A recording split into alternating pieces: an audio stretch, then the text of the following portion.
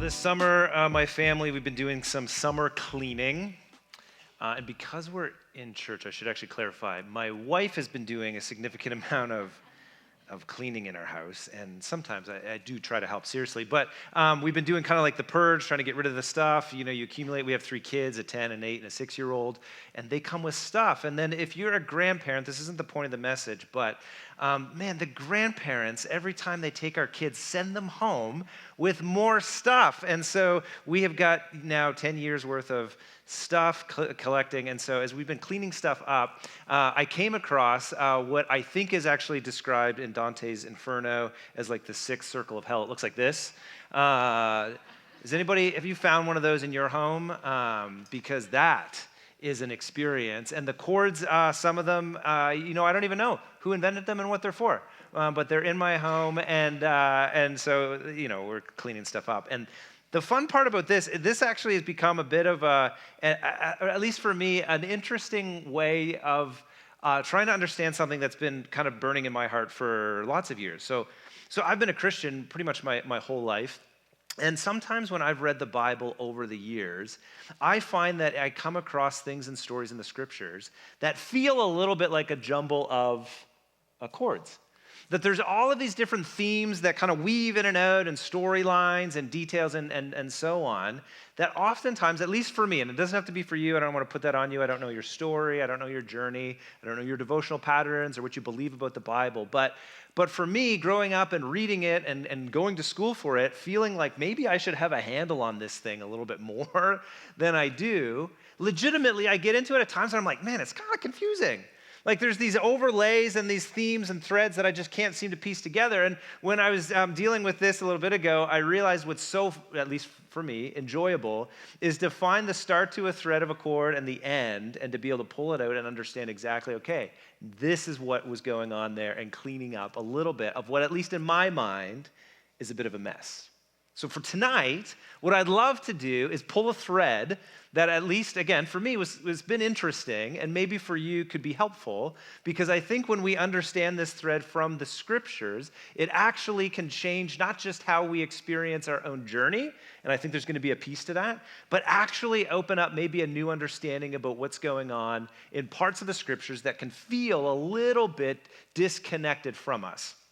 And it's disconnected because in a moment, we're going to go all the way back to the book, the narrative, the section of scripture that we call 1 Kings. Now, 1 Kings is written at about the same time, in the general vicinity of the Odyssey. Now, the Odyssey has just come out in theaters, and I'm not saying you should see it because I don't think my mom would let me go see it, but it's been out for a while as a piece of work for many, many thousands of years, hundreds of years even. Probably more better to say hundreds than thousands because it's like 8th century, I think, BC. But anyways, the point being is that it's this fascinating narrative. My wife and I were talking about it last night because it opens up and reminds us of how much of the ancient world wrestled with the story of idols. They talk about and they made sacrifice for, and they look to for provision in those days, characters that we now know to be, of course, not real. It's the Zeus and Athena, these gods, quote unquote, that live in that world. And when you go to the Old Testament, you discover, there's all sorts of idols in the Old Testament as well. These stories about gods that are sometimes, at least for me, confusing, because I think which sane person would put their trust or their faith in something as foolish as an idol. And so this story from 1 Kings reveals, perhaps, at least for you and for me, why somebody might put their trust, their faith, their confidence in an idol. 1 Kings, we're going to go to chapter 16, and you read this a little bit about the journey of Ahab. Reading off the screen, son of Omri, began to rule over Israel in the 38th year of King Asa's reign in Judah. Now, the whole Israelite, kings and the separation of the kingdoms is very complex. It's very intriguing. There's a lot that goes on with it. And in this particular instance, this king rose up as a king that we'll discover was not one of the good ones. In fact, Israel and Judah didn't seem to have a lot of good kings that were worth celebrating and talking about. And what happens is the kings end up leading people in a direction, whether for good or for bad. And in this instance, we'll discover perhaps for bad. We read on. But Ahab, son of Omri, did what was evil in the Lord's sight, even more than any of the kings before him, which means that we know and now we're recognizing, oh, we're going to hear a bit about this person that led the people astray as a bad leader. We read on, as though it were not enough to follow the sinful example of Jeroboam, he married Jezebel. Now, Jezebel's one of these characters. I'm like, I don't know, what's the big deal about Jezebel? I've heard it before. I heard Jezebel's bad. You shouldn't have a Jezebel spirit. You shouldn't have this about Jezebel. You don't be a Jezebel. It's like a curse word almost. What's wrong with Jezebel? She can't be that bad. And at the same time, where's Ahab, like being led astray? Like, come on, man, step it up and stand up and don't let her steer you. But the point is that Jezebel is the daughter of King Ethbaal of the Sidonians. And those two words are actually fairly important. So don't forget Sidonians and don't forget Ethbaal. He began to bow down in worship of, I'm going to pronounce it as Baal, I think. Now, I think when I talk with my friends that know ancient Hebrew, I don't, if you do. I think the correct pronunciation is Baal, but that sounds hard to say. Some people say Baal, and tonight I'm going to try to say Baal throughout the whole thing. Whatever the actual pronunciation is, the truth is that this particular character, Baal, is an idol, is something that is not the true God, and something that captured the imagination of not just Jezebel, but of entire groups of people. Now, this particular idol, and this is the interesting part, you hear about the stories if you read the Odyssey, and you know the stories about Zeus and all these ancient gods. They have narratives and stories about who they are and what they represent. And in those days, Baal was the exact same. He carried with him a sense of what he was about. So Baal, if you again get into the history books, is all about rain. Baal is all about the harvest, all about fertility, all about life, the narratives, the stories, the things that people would talk about. This particular idol, this is what he's here for. Now, interestingly enough, again, I'm like, why in the world would you imagine yourself putting forward an offering to something that is so foolishly not real? But for those people in those days trying to piece together some type of understanding of how the world works, for them, something like sacrifice to a Baal would become something that maybe was perhaps more comprehensible. It was more manageable, or even something that was more responsive. The concept was not that he was evil. In fact, this is, I think, really important, that when you think about the ancients, they weren't actually drawn to Baal because he was this evil thing and they were all evil people. I think the appeal to an idol was that he was really practical. And the practicality was, if you had an issue, there was something very specific you would do about it. You would show up and you would offer this sacrifice and you would get this outcome. You could go to the temple and this was the ritual and this was the routine, and you do these things and you get this thing. And the truth is for people in those days where there's so much tumultuous experiences in the world and like, where are we going to get our next meal, and is the rain going to come? Something that promised the practical, this input, this output, was really compelling. And so the commentators and the people that would kind of share the stories about why would people do these kinds of things write this. So for Baal and another common one at those days, Anat, were favorites among the common people because these were the active deities whom it was thought could be depended upon to get things done. The point of an idol was they're the ones that's going to get the things done for you. Okay, could make sense. But our story continues, and we hear a second person in the verse preceding enter the scene. 1 Kings now in chapter 17. Now, Elijah. Now, I love Elijah for a lot of reasons. Number one, he's in the Bible. I need to say that really clearly. But number two, it's the name of my kid. So our oldest kid, his first name is Riker. I knew that. That was not an His first name is Riker. His first name is Riker. Perfect. And his middle name is Elijah. We've named each of our three kids their middle name after a biblical character. And the biblical characters are designed, at least for us, and this is what we did. I think it's a cool thing. So if you're pregnant or you want to get pregnant or you think you'll have kids, steal this idea. I think it's great. We didn't go with the first name as a biblical character, but their middle name is, and then we pray over them a part of their life. The biblical character, we have specific prayers over our kids based on Riker Elijah from the life of Elijah, Archer Daniel, the life of Daniel, Ember Ruth. Okay, so that's cool. I think that's cool. Okay, Elijah, that's not the point of anything in the message. It's a little bit of freebie. Elijah, who is from Tishbe in Gilead, told King Ahab, and the important thing is that he walks up to the king, which is insane. The king is in charge. The king can do bad things to you. The king has got authority and power, and Elijah waltzes in as about to drop some pretty heavy truth on the king. So he's got a lot of guts. He's got a lot of confidence, and I think he's got an important word for the king. And this is what Elijah says. He says to King Ahab, as surely as the Lord, and imagine in those days, there's all sorts of lords. There's all sorts. So the word Lord, simply, we would read it in this context, rightly so, as the true God. But in those days, you could put your trust and faith in all sorts of lowercase g gods. You would have all sorts of lords or masters in your life. The scriptures talk about this. And interestingly, Baal is exactly that. Baal is a lord, a master. And one of the translations of even that word comes across as lord or master, the trust that people would put into this idol. And so Elijah comes in and says, but as surely as the Lord, to clarify, the God of Israel lives, the God that I serve, not that you serve, the God that I clearly serve, there will be no dew or rain during the next few years until I give the word. Okay, this is interesting, at least to me, because I'm so curious. Here's a thread in the scriptures. Is this like a terrible punishment? Like to bring the kind of drought that doesn't seem so loving, that doesn't seem so kind?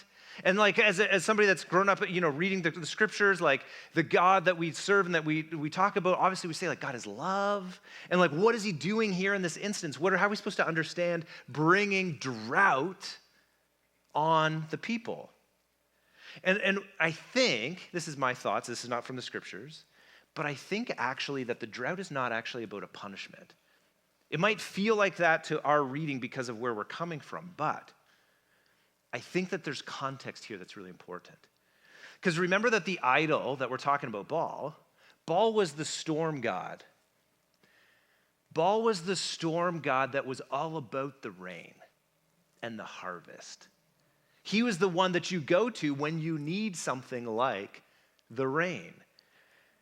And what happens in 1 Kings is that there's now a drought in Baal's territory.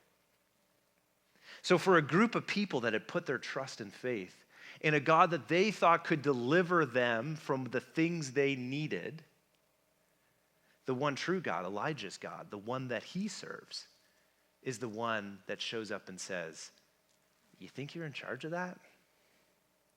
Now here's the terrifying part for you and for me. If you've ever experienced your life where you felt like you had a measure of control over something, and surely I've built up enough kind of confidence that I don't have to worry about this, that, or the other thing, and you end up in a circumstance or a situation where you realize, I'm not actually in control. Like that's a little difficult. Like that's a challenge. That's where you're on unstable footing, where you felt like perhaps you knew the outcomes because of the inputs, and then all of a sudden things start to shake a bit. That's a challenging place to be. You planned for that kind of like retirement, and like I've saved up and I've put things away, and like this is going to be the time that we're going to do the things, and then you get there and then you get the diagnosis, and all of a sudden you can't take the trip, you have to cancel it. And you're like, the control that I was hoping to have is actually much more fleeting than perhaps I realized. Kids are the worst for this. Man, I was in so much control of my days and my life and could do whatever, we wanted. And then you have kids and you're like, I'm so dependent on what happens for these little tiny human beings that I'm responsible for, and their whims and how much sugar they had and if they slept last night. And anyways, it's the time. Okay, now the story goes on. And for Elijah, what happens is he waltzes into this season of drought and experiences God's provision in really interesting ways. So God actually sends him into the wilderness and says, like, I'm going to feed you by ravens. And so he shows up in the wilderness and like there's this water source and these ravens are coming, which is odd because ravens are actually unclean birds for somebody that's an Israelite. And yet here God is providing through a means that you wouldn't necessarily have thought. And then God gives him instructions. He says, go and live in the village as the text goes on, near the city of Sidon. Oh, which is good. I put a little coloring on it. It's harder to read, but it makes me remind myself. Remember at the start, Jezebel's father, Sidonians, Sidon, connection point, fun. Near the city of Sidon, I've instructed a widow there to feed you. So he's hungry. He ran out of the water source, ran out. The ravens start bringing food. He's going to show up at this widow's house. And she's going to feed him, somebody that is at the lowest part of like the social ladder. And the other part to this is the place that he's actually going to find this kind of receiving from the Lord. John Oswalt, writing about this, he says specifically that God, the Lord, raises the stakes by taking his servant directly into Baal's home territory. Zarephath was located on the Mediterranean coast, about 8 miles south of Sidon. And what happens is that he's now in the heart of where worship of Baal really and truly comes from. It's like the home team has got an away God showing up and actually showing everybody who's boss. And so Elijah, there's this miraculous experience, and the text is fascinating. You should read it.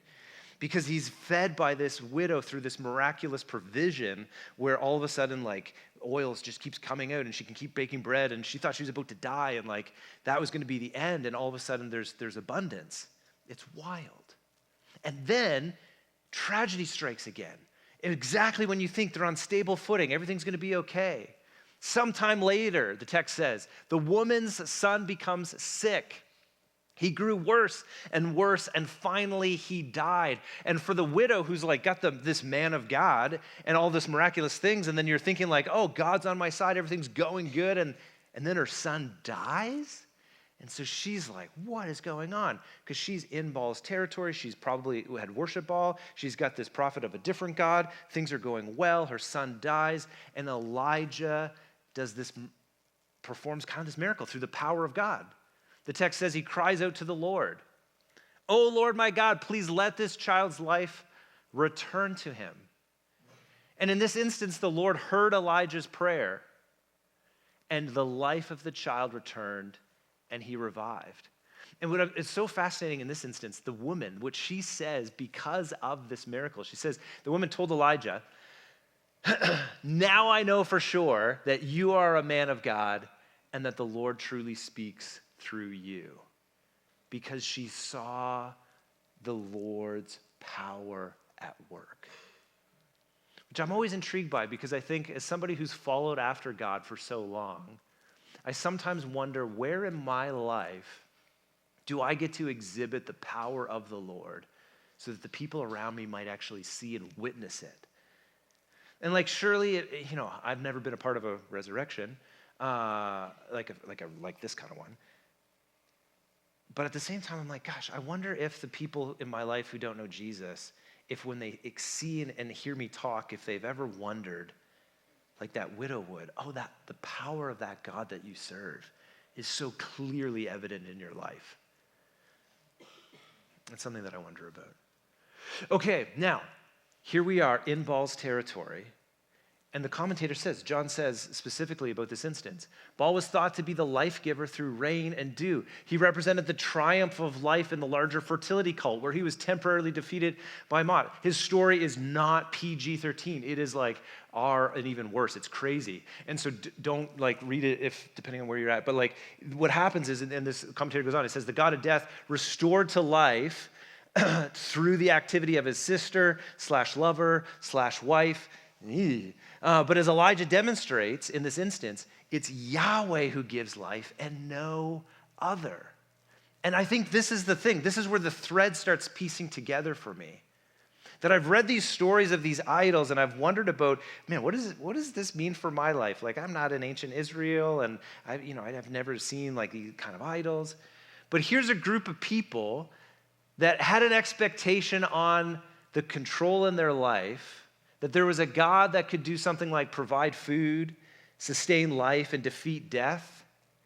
And then Elijah comes on the scene and introduces them to the actual God that actually provides all of these things. Or put a different way, take a look at these two slides.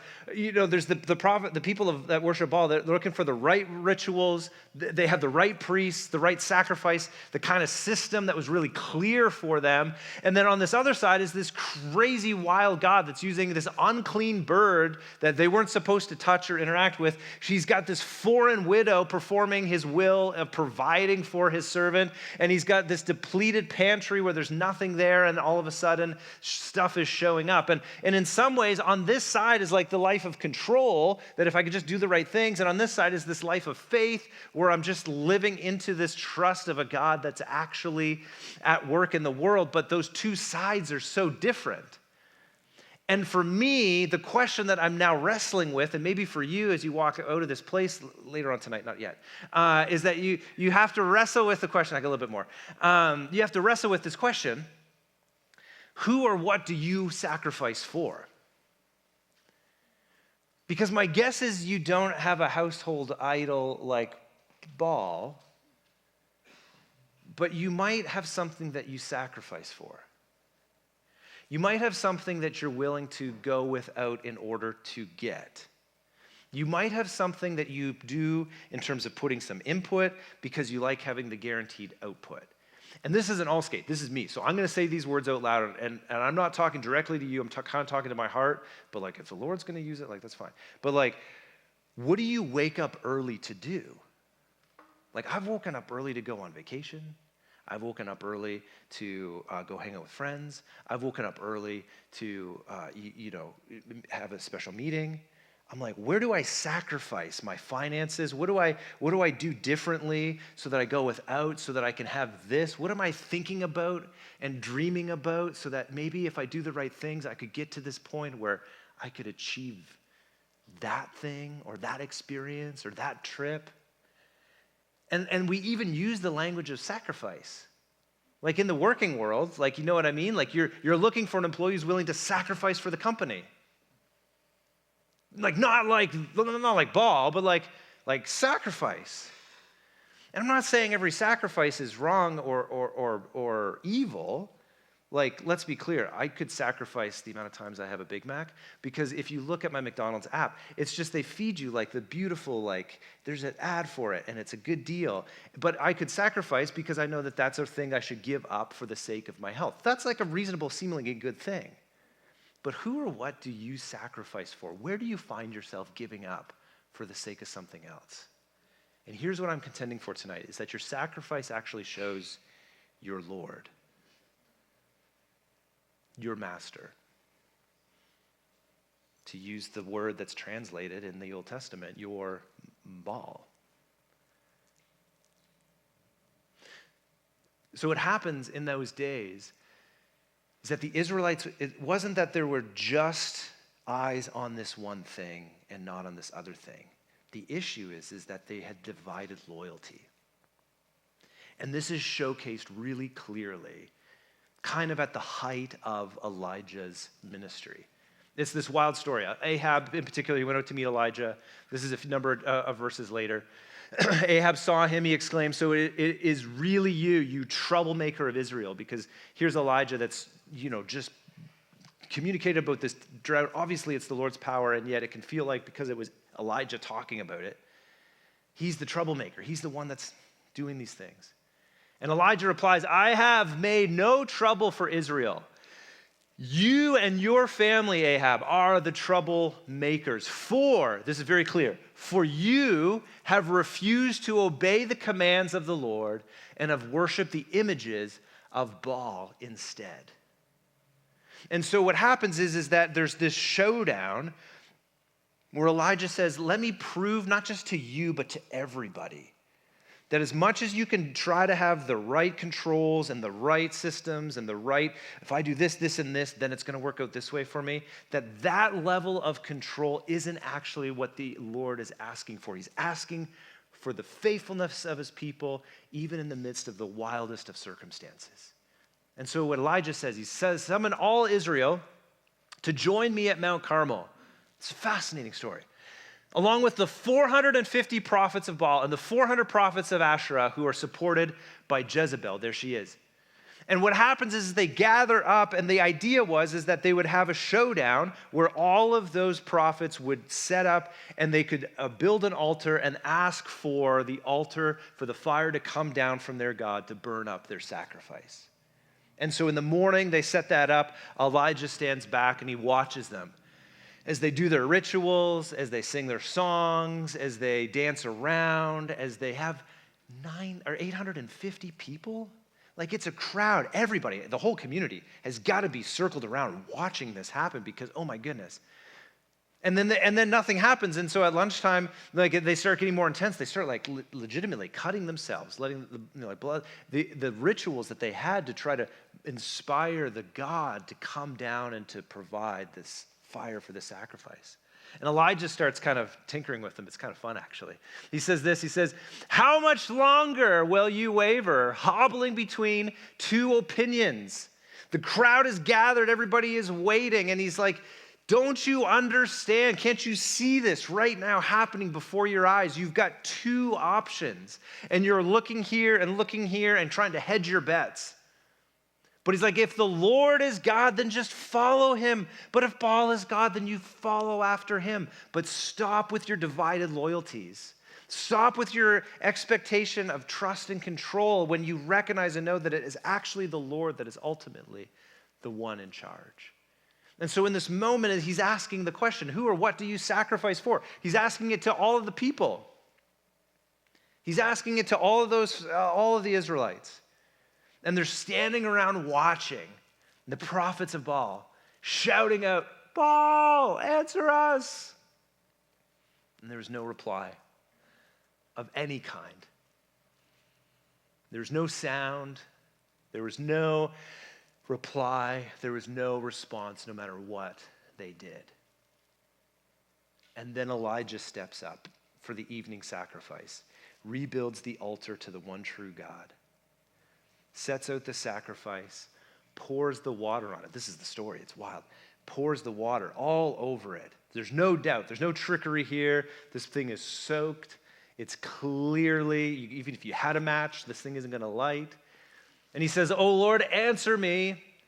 Answer me so that these people will know that you, O Lord, are God, and that you have brought them back to yourself.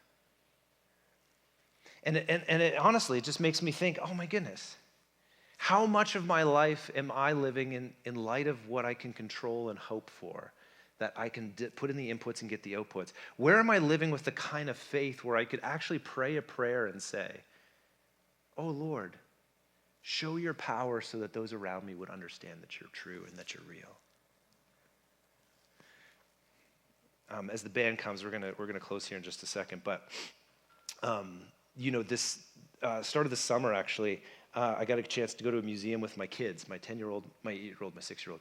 They actually were the ones, my 10-year-old in particular was asking, could we go to this museum? He was looking for Egyptian artifacts. He's big into Egypt now, which is interesting. And I was looking through a book in the gift shop, and I legitimately, we were almost on our way out, and I said to my wife, I said, Baal is in the building. Like, she knew that I was kind of like working through all this stuff. And honestly, this was crazy.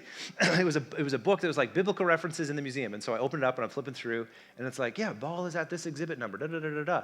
And so I'm like, Chantel, I gotta go see Baal. He's here. This is incredible. And so like huff it up the stairs, second thing, and I'm like trying not to be too weird about it.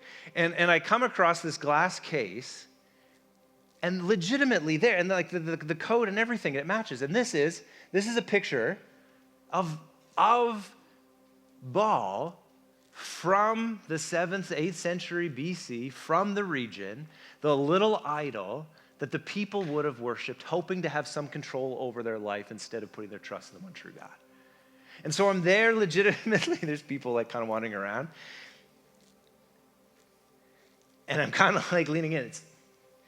I'm like, are you kind of disappointed that you didn't show up at Mount Carmel? Like, I've been reading this story for 10 years, right? Like, I know it because I got a kid. I'm like, are you kind of sad that you didn't, like, here you are, you're behind the glass, like, everybody just can see you, but, like, are you kind of sad? Are you disappointed? You know what he said? Nothing, because it's a stinking rock. Like, it's just nothing. It's a little carving. But then I realized and I wondered, man, how many little carvings, little things do I put in my hand, devices, parts of my week and my life that I've left open to the same kind of struggle? That the God who's actually true works in mysterious ways that sometimes are difficult. And the control that I hope to have over my life is the same struggle that Jezebel and Ahab, the people of Israel, wrestled with. And the divided loyalty is so simple for me because I too wish I could be in control of all things, but to leave it behind and know that there's nothing of life there, and that the true life giver, the one that we sing about here, the one that we worship here, is the one that's worthy of our worship. That's the thread that I've been wrestling with, and maybe you have too. Heavenly Father, a night like tonight, end of a summer, Wednesday night. Some of our stories, gosh, there's so much at play. There's things that we're hoping for, there's things that we're dreaming for, things that we're praying for. And Lord, in the midst of it, to reach for some type of control just feels natural. It's baked into us. It's been for hundreds and even thousands of years. But Lord, tonight I pray that the things that we're most holding dear in these moments would be we be willing to hold them open-handedly with you. And I don't know exactly what that means for each person, but as we get a chance to respond and look to the cross and what you've done for us, we recognize that you indeed are the life giver, and you're indeed the one that provides, and you are indeed the one that ultimately is in control. And so, Lord, can we fix our eyes on you and your cross and your sacrifice? And would we be willing, even fresh and anew, even if it's been 60 years of us following you, or it's been 60 minutes of us wondering about this faith, that we would look and see your face and don't bother looking back at the things like a ball, like a Lord, like a thing that will draw us away from you. And so, Lord, speak to us, I pray, in Jesus' name.